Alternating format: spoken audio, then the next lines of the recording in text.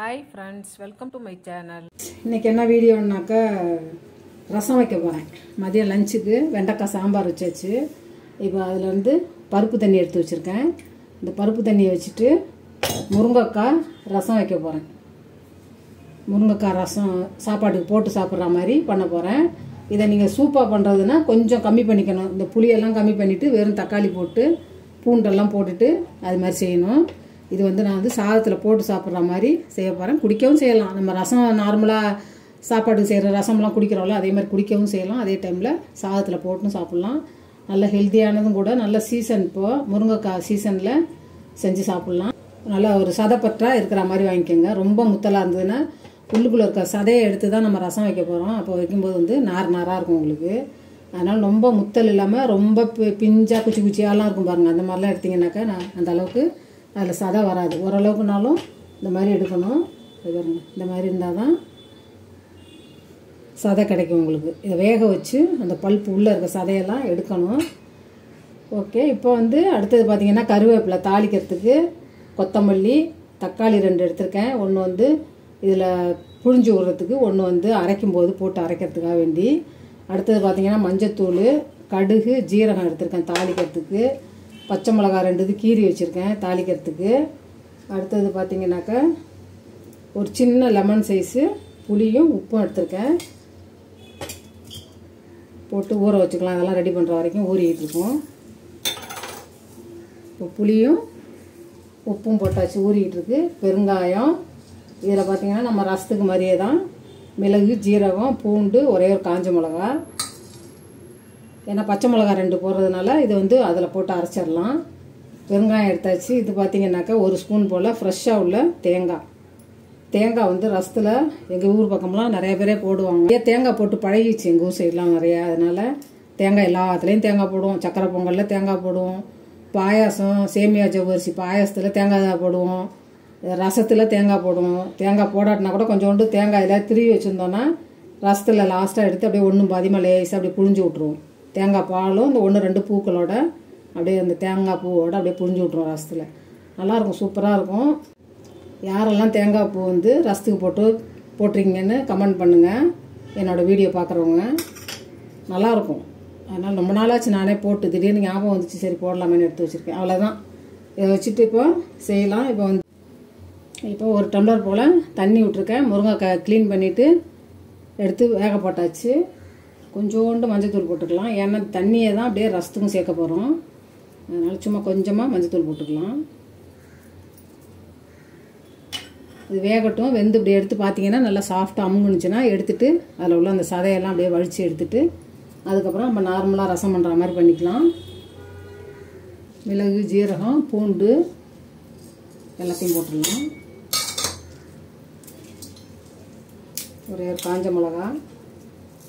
பூண்டு வந்து பாதி பூண்டு இதில் போட்டுக்கலாம். பாதி பூண்டு வந்து தாளிக்கும் போது கருவேப்பிலை கூட போட்டுக்கலாம். அப்படியே இதை வந்து சும்மா அப்படியே தட்டிட்டு கருவேப்பிலை கூட போட்டுக்கலாம். இதில் என்ன பண்ணணும், இன்னும் கொஞ்சம் ஒரு இனுக்கு கருவேப்பிலை உருவி போட்டுக்கலாம். நல்லா வாசமாக இருக்கும். நான் 2-3 கொத்து போடுவேன் பாருங்கள் ரசத்துக்கெல்லாம். பார்த்தா எங்கள் வீட்டு ரசம் வந்து க்ரீன் கலரில் இருக்கும் எப்போ பார்த்தாலும். ஏன்னா நிறையா ஃப்ரெஷ்ஷாக கிடைக்கும். அதனால் சரி போட்டுக்கலாம். சும்மானா பொரியல் வறுவலில் போட்டாலாம் பொறுக்கி வச்சுருதுங்க வெளியிலன்ட்டு. நான்லாம் 2-3 இனுக்கு போடுவேன். இன்றைக்கி 1 இனுக்கு தான் போடுறேன். அதே டைமில் கொஞ்சோண்டு கொத்தமல்லியும் போட்டுக்கலாம்.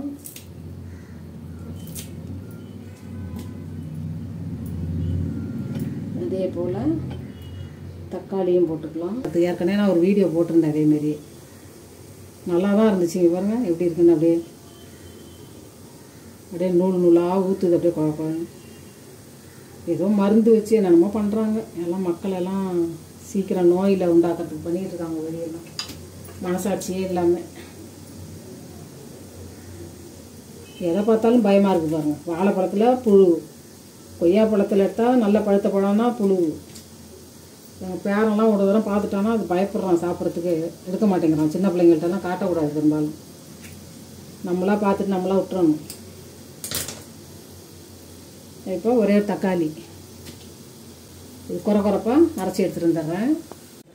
இப்போ முருங்கைக்காய் நல்லா வெந்துருச்சு. சும்மா ஒரு 10 நிமிஷம் போட்டாலே போதும். பாதி தண்ணியே சுண்டிச்சு பாருங்கள்.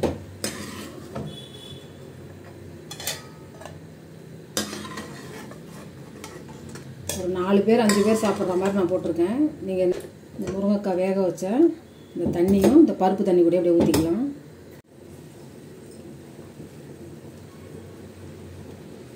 அப்படியே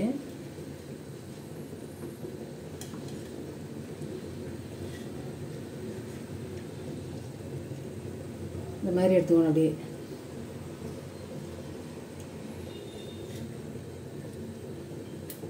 இன்னும் கூட நல்லா வலிச்சு எடுத்துடலாம். அப்படியே முருங்கைக்காயில் அவ்வளோ சத்துக்கள் இருக்குது உங்களுக்கு. நார் சத்துலேருந்து இரும்பு சத்துலேருந்து நிறையா இருக்குது. முருங்கைக்காய் நல்லாவே சாப்பிட்லாம். அதே மாதிரி பிஞ்சு மீடியமாக இருக்க முருங்கைக்காயை சாப்பிடுங்க. ரொம்ப முத்துனதை சதையாக இருக்குன்ட்டு வாங்கி சாப்பிட்றாதீங்க. நெஞ்சு வலி வரும், நெஞ்சு குத்தும், வாய்வு வருது. முத்துன முருங்கைக்காய் வந்து வாய்வு. அதனால் முத்துன முருங்கைக்காய் எடுக்கவும் கூடாது, அதிகமாக சாப்பிடவும் கூடாது. இந்த மாதிரி மீடியம் சைஸில் உள்ள இந்த மாதிரி முருங்கைக்காய் தான் எடுக்கணும். இது ஃபுல்லாக எல்லாத்தையுமே இந்த சதையெல்லாம் அப்படியே பிச்சு எடுத்துகிட்டு வந்துடுறேன். அப்படியே இப்போ முருங்கைக்காயில் உள்ள அந்த உள்ளே இருக்க சதை பூரா எல்லாம் அப்படியே வலிச்சு எடுத்தாச்சு. இப்போது புளியை கரைச்சி ரசத்தை ரெடி பண்ணிடலாம்.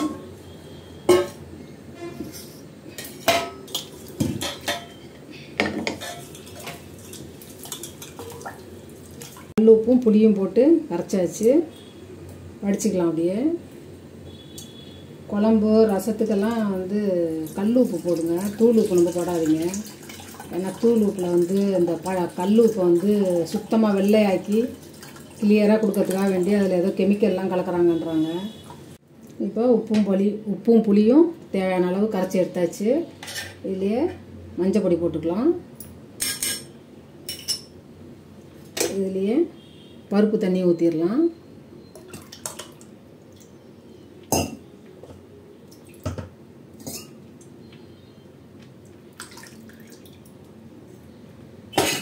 இப்போ இதுலேயே தக்காளி அப்படியே பசைஞ்சு விட்டுக்கலாம்.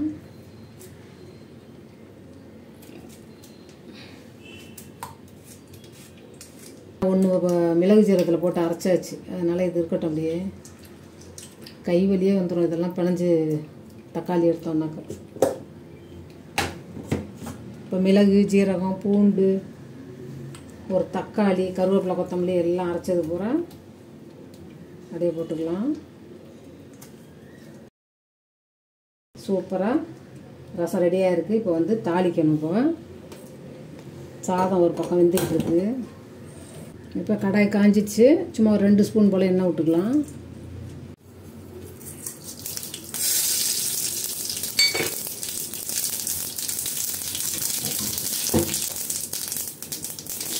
கருவேப்பிலை, பச்சை மிளகா, ஒரு 2-3 பூண்டு பல்,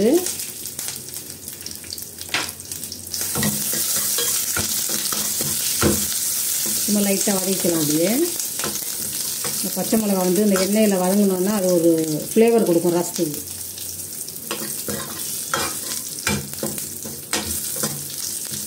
ஒவ்வொருத்தரும் ஒவ்வொரு மாதிரி ரசம் வைப்பாங்க. ஒவ்வொரு ஊர்லேயும் ஒவ்வொரு மாதிரி வெரைட்டி வைப்பாங்க ரசம். பெருங்காயம் போட்டுக்கலாம். இப்போ கரைச்சி வச்சுருக்க ரசத்தை ஊற்றிடலாம்.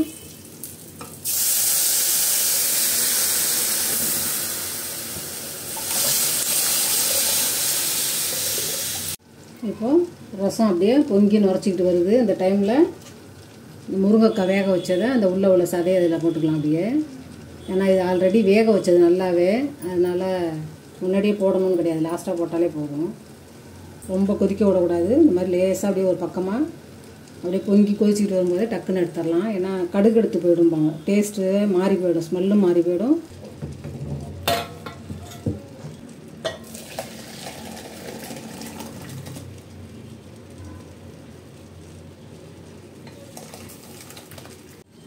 இப்போ மணக்க நல்லா அந்த பச்சை மிளகாவோட ஃப்ளேவரோட சூப்பராக முருங்கைக்காய் ரசம் ரெடி ஆயிடுச்சு.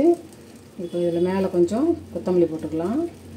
கொத்தமல்லி ஏற்கனவே கொஞ்சம் போட்டு அரைச்சும் போட்டிருக்கோம். இருந்தாலும் எவ்வளோக்கு எவ்வளோ கொத்தமல்லி போடுறோமோ அவ்வளோ மணமாக இருக்கும் ரசம். இப்போ அது மேலேயே துருவின தேங்காய் போட போகிறேன்.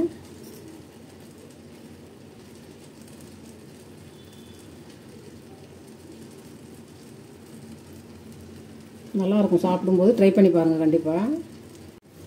இப்போ டிஃப்ரெண்ட்டான ஒரு ஹெல்த்தியான முருங்கைக்காய் ரசம் செமையாக சூப்பராக ரெடி ஆயிடுச்சு. நல்லா மழை நேரத்துலலாம் வச்சு சாப்பிட்டிங்கன்னா செமையாக இருக்கும். நல்லா சாதம் சூடாக வடித்து அதே டைமில் இந்த சூப்பு மாதிரியும் ரசமாகவும் எடுத்துக்கலாம். நம்ம நார்மல் ரசம் எப்படி குடிக்கிறோமோ அதே மாதிரி ரசமாகவும் எடுத்துக்கலாம். பார்க்கும்போதே எவ்வளோ அருமையாக இருக்குது பாருங்கள். ஆவி பறக்க சுட சுட சாதம் வெந்துக்கிட்டு இருக்குது. சாம்பார் ஆல்ரெடி ரெடியாக இருக்குது.